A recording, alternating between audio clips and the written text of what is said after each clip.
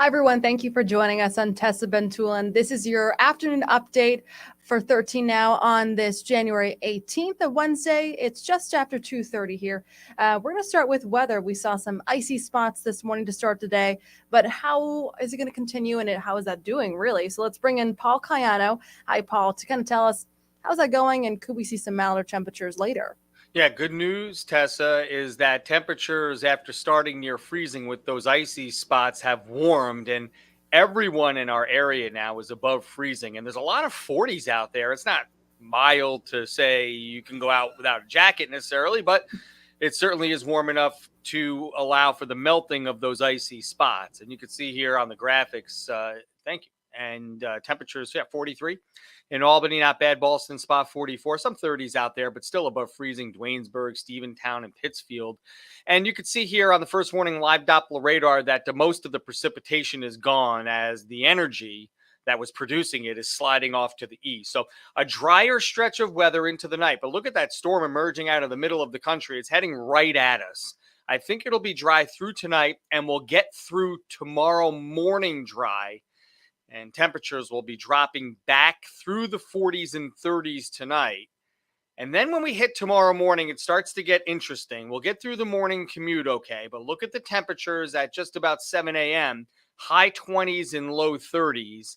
And then by about lunchtime, here comes some snow and freezing rain and some rain mixed in with temperatures hovering right about at freezing, starting at about 1 or 2 o'clock. So we're going to go ahead and issue an alert day for tomorrow night, and Friday morning with this next system impacting the evening commute on Thursday. Some folks, a couple of inches of slushy, wet snow that's going to slow things down for the ride home on Thursday. Others will get just plain rain, a few spots anyway.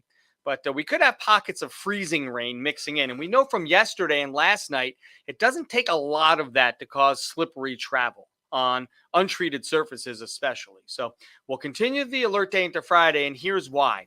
Some leftover moisture and energy passing through looks like it's going to keep some snow showers going through the early part of the day, and that could slow down Friday morning's commute. So we're going to have the alert day roughly, let's say, noon Thursday to noon Friday for this next system moving through. 44 today, and with mostly cloudy skies, it's going to be on the milder side of average and milder than it's been. Down to 29 tonight. That's important. It goes below freezing because when the precipitation comes in tomorrow, we could have some snow or freezing rain. Pockets of icy spots on Thursday afternoon and evening, some leftover snow showers, a couple inches on the ground in spots before Friday is through. A dry day Saturday and another system coming in for late Sunday into the night and Monday morning. So we could be looking at more of an active weather pattern, Tessa, as we get certainly into tomorrow, but also the upcoming weekend and next week. It's sort of been a benign weather pattern for the month of January so far, more than halfway through. But it does look like we're going to pick up more opportunities, if not for snow, then certainly mixed precipitation heading into the next 5 to 7 days. And should people who are, going to work tomorrow, should they be more concerned about when they're driving to work or when they're driving home from work? When could we see the worst of it, you think? Yeah, I think going in will be fine, but coming home will probably be the problems. And it's certainly a slower ride than usual with, at the very least, rain and some mixed precipitation coming down for the evening commute on Thursday. Okay, Paul, we trust that you'll keep track of this. Thank you. Absolutely. You got it. All right.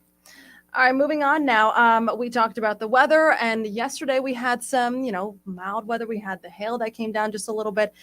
So several local communities were dealing with power outages this morning. At their peak this morning, there was about 3,000 people that were in the dark in parts of Rensselaer County. The bulk of those outages were in Sand Lake. NYSEG has been able to get most folks back online. We also checked with National Grid, but most of the power outages are with NYSEG. And despite the warmer weather that we've had just the past couple of days to even a week or so. It's been a pretty mild January. The operators of the ice castles in Lake George are doing their best as what they can do here. So this is some video of the ice castles. The pictures were taken yesterday afternoon here. They say they are continually assessing the castle's progress. And as of now, tickets are still available for their opening day on January 27th, which is next Friday for everybody. So just keep a track on that, and we will keep track on that for you as well and let you know the latest on if anything changes there. Moving on now, the Town of Troy's firefighter union has been sounding the alarm about certain challenges they're facing that are potentially putting the community at risk. Twice within the past few days, the union says it did not have adequate resources to help people. The union said it had no one to get a person to the hospital after saving them from a recent fire on 2nd Street. The union is frustrated after it says the city took one ambulance called Medic 3 out of rotation overnight. Troy leaders say that the ambulance was never meant to run overnight permanently. It was meant to be a temporary arrangement. And the Troy Fire Union president says an increase in calls with the lack of resources is hurting the department.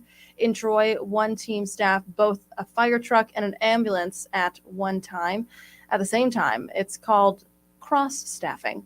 So that's the latest on the 13 Now on your YouTube 13 Now headlines. This afternoon for our shows starting at 4, 5, and 6, here's what we're working on. We're talking about the prices of eggs. I know this is the biggest topic ever right now. Prices are through the roof, and we're going to talk to some local restaurants and see how it's affecting them. The VFW post in Montgomery County is raising money for the community, but one of their own is accused of stealing cash. Stella Porter is on that story for us. Dan Levy is on the story about the price of eggs and how it's affecting local restaurants. We'll have that and much more starting this afternoon at 4 o'clock, going into our shows that end at 6:30. That does it for us here on 13 Now. We finish right now about 2:38 on January 18th. We hope to see you on News Channel 13 live at 4. Have a great day, everyone.